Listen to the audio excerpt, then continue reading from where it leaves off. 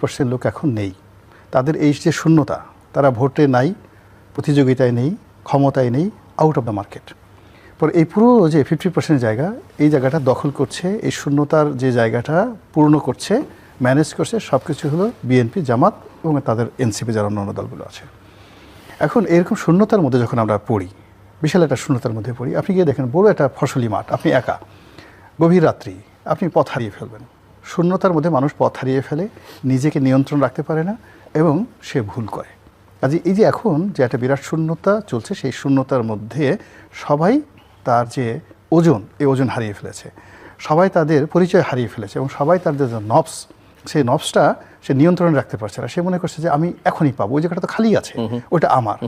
এটার কারণে কি হচ্ছে, তার মধ্যে একটা ইমব্যালেন্স তৈরি হয়ে যাবে এবং এই ইমব্যালেন্স তৈরি হয়ে গেলে আকাশে যদি যেটা ব্ল্যাক হোল হয়, ব্ল্যাক হোলে যেভাবে তারকারাজি হারিয়ে যায় এবং এই পৃথিবীতে যে বারমুদা ট্রায়াঙ্গেল আছে, সেই বারমুদা ট্রায়াঙ্গেলে গেলে যেভাবে একটা মানুষের পরিস্থিতি হয়, এইরকম রাজনৈতিক, অর্থনৈতিক, সামাজিক শূন্যতার মধ্যে যা কিছু ঘটে ওই একই পরিণতি হয়। এখন বিএনপি এবং জামাত এই শূন্যতার মধ্যে ঘুরপাক খাচ্ছে, নাম্বার 1। নাম্বার 2 হলো, এরকম যখন শূন্যতা হয়, অরাজকতা হয়, তখন সেই ক্ষেত্রে রেজিমেন্টেড ফোর্স যারা শক্তিশালী, তারা যত ছোট হোক না কেন, তারা সেখানে সফল হয়। এবং রেজিমেন্টেড ফোর্স না, কিন্তু সংখ্যাধিক্য, অনেক সংখ্যাধিক্য, ইট বিকাম এ লায়াবিলিটিস, এরকম একটা শূন্যতার ক্ষেত্রে। ফলে এই যে বিএনপির 35% যে ভোটার, তাদের ব্রুট মেজরিটি, তাদের সঙ্গে তাদের যে মানে জনপ্রিয়তা, এইরকম একটা অবস্থাতে এটা তাদের জন্য লায়াবিলিটিস। বিকজ এই সময়টাতে যেহেতু শূন্যতাতে আগে তারা গোল হয়ে বসেছিল, সেই মানে নুরুল দিনের সারা জীবন কবিতার মতো, গোল হয়ে বসো, কাছাকাছি আসো। আওয়ামী লীগের চাপে তারা একত্র হয়েছিল, আর আওয়ামী লীগ যখন সরে গেছে, তারা একে অপরের সঙ্গে সম্পর্ক বিচ্ছিন্ন করে ছড়িয়ে পড়েছে টেকনাফ থেকে তেঁতুলিয়া পর্যন্ত। এটাকে একটা নিয়ন্ত্রণ করা যাচ্ছে না। তো এই যে নিয়ন্ত্রণ করা যাচ্ছে না, ফলে বিএনপির এই যে ব্রুট মেজরিটি, প্রচুর লোকজন, এটা এখন বিএনপির জন্য লায়াবিলিটিস। আর অন্যদিকে এই সময়টার মধ্যে যে রেজিমেন্ট ফোর্সগুলো, তারা এজ এ পিলার হিসেবে যার যার জায়গায় মতো বসে পড়ছে জামাত। This is second. থার্ডলি হলো, প্রকৃতির যদি ইতিহাস ধরেন, আমাদের রাজনীতির ইতিহাস ধরেন, সেই রাজনীতির ইতিহাসে আমরা সবসময় দেখেছি যে যারা খুব বেশি আত্মবিশ্বাসী থাকে, খুব বেশি আশাবাদী থাকে, স্বপন বিলাসী থাকে এবং নিজেদের জয়ের ব্যাপারে শতভাগ নিশ্চিত থাকে, ইতিহাস সাক্ষী প্রায় সব ক্ষেত্রে তারা গোহারা হেরেছে। আর অন্যদিকে আপনি যাদেরকে তাচ্ছিল্য করবেন এবং আপনি যাদেরকে গণনায় ধরবেন না এবং আপনি যাদেরকে মনে করবেন যে এরা আমার পায়ের তলে, প্রকৃতি এমন শিক্ষা দেয় যে ওই পায়ের তলের জিনিস আপনার মাথায়, আপনার যাকে বলা হয় তাজ হিসাবে বসিয়ে দেয়। এই বাংলায় 2024 সনের 5ই আগস্ট একটা বিপ্লব হবে। হাসনাত, সার্জিস, যে সমস্ত ছেলেরা, কিংবা ধরেন ওই এখন ঢাকা বিশ্ববিদ্যালয়ের ভিপি হয়েছে সাদিক কায়ুম, এরা ছাত্রলীগের পঞ্চম টায়ার, পঞ্চম সারিরও কোনো কর্মী ছিলেন না। ছাত্রলীগ নামধারী এই সমস্ত নেতাকর্মী, তাদের হাতে আওয়ামী লীগের পতন হবে। শেখ হাসিনাকে এদের দাপটে পালিয়ে যেতে হবে এবং গত 17টি মাস এদের কাছে মির্জা আব্বাস, সালাউদ্দিন সাহেব থেকে বড় বড় যারা নেতা আছেন, এদের দাপটে, এদের ভয়ে, এদের কাছে নতজানু হয়ে 17টি মাস মানে মাথা নোয়াতে নোয়াতে, শেখ হাসিনার কাছে যতটা মাথা না নোয়েছেন, তার চেয়ে বেশি এদেরকে তোয়াজ তদবির করে চলতে হয়েছে গত 17 মাসে। এইরকম অবস্থাকে আমরা কখনো কল্পনা করেছি? তো সেই দিক থেকে যারা বিএনপির লোকজন মনে করেন এই জামাতকে বাংলাদেশে আমরা প্রতিষ্ঠিত করেছি, এই জামাত আমরা না হলে রাজনীতি করতে পারতো না, আমরা তাকে মন্ত্রী বানিয়েছি, এমপি বানিয়েছি, এই জিনিসগুলো জামাত কগনিজেন্সি নিয়েছে। নিয়ে তারা যে তলে তলে যে কাজগুলো করছে, আপনি দেখেন একদিকে জান্নাতের টিকিট, একদিকে জান্নাতের প্রলোভন, অন্যদিকে তাদের সাংগঠনিক ক্ষমতা, অন্যদিকে 15 লক্ষ ভোটকে তারা টার্গেট করেছে। সেই 15 লক্ষ ভোটকে তারা রিশাফেল করেছে। কুড়িগ্রামে যেখানে দরকার কুড়িগ্রামে ট্রান্সফার করেছে, কুড়িগ্রাম থেকে যে ভোটটা ঢাকা 17 আনা দরকার সেটা নিয়েছে, যেটা বগুড়া নেওয়া দরকার যেখানে নিচ্ছে, যেখানে তারা সাতকানি নেওয়া দরকার সেখানে নিয়েছে, চট্টগ্রামে নেওয়া দরকার। এইভাবে নিয়ে 15 লক্ষ ভোট যদি 10,000 থেকে শুরু করে কোনো কোনো জায়গায় 5,000, তারা যদি 150টা সিটে এই ইঞ্জিনিয়ারিংটা তারা করতে পারে, আই ডোন্ট নো তারা পারবে কিনা। যদি 150টা করতে আজিবাজিভাবে বলছেন, এটা তো ভেরি ইজি, তারা আলটিমেটলি দে হ্যাভ ডান।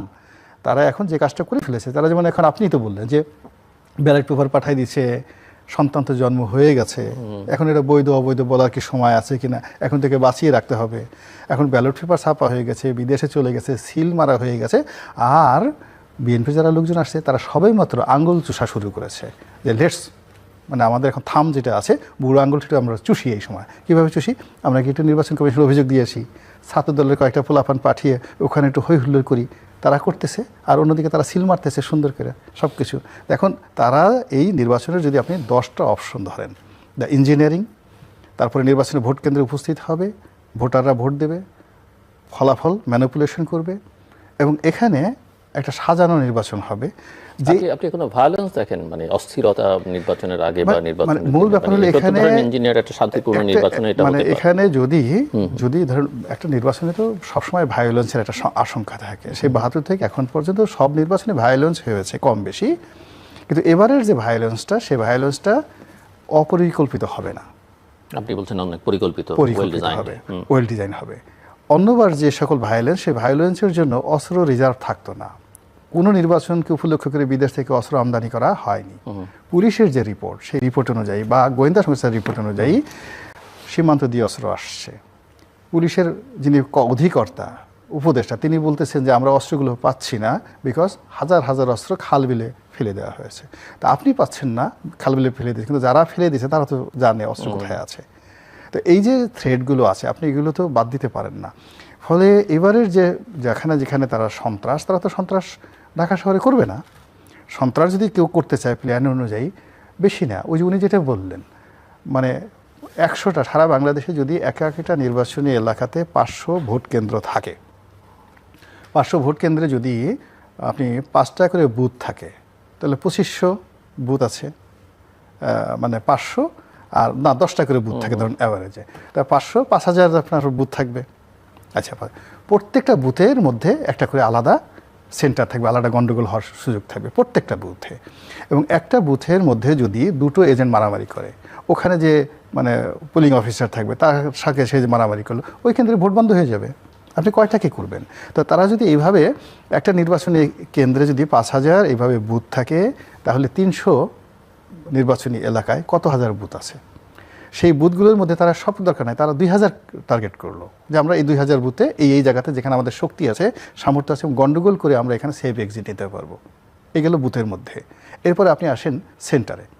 সেন্টারের বাইরে ওই যে ভোট কেন্দ্রের জন্য জামাতের একটা অফিস থাকবে, বিএনপির একটা অফিস থাকবে, এনসিপির একটা অফিস থাকবে, কত প্রত্যেক থাকবে।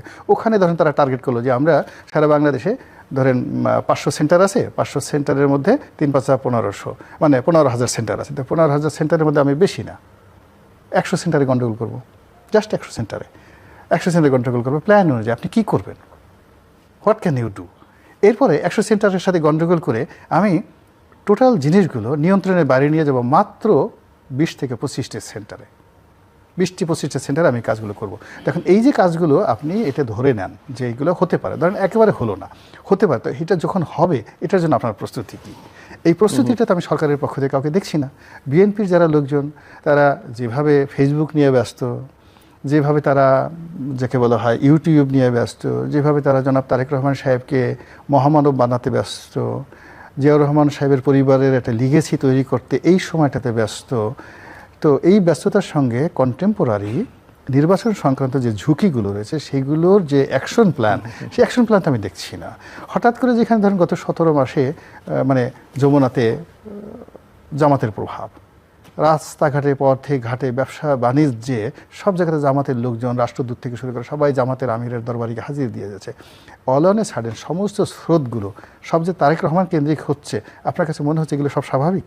আমার কাছে স্বাভাবিক মনে হচ্ছে না। এমনও তো হতে পারে যে স্রোতটা ডাইভার্ট করে ওদিকে দেওয়া হয়েছে, you busy with that thing, তুমি তোমার এই কাজে ব্যস্ত থাকো, আমরা অন্য কাজে ব্যস্ত থাকি।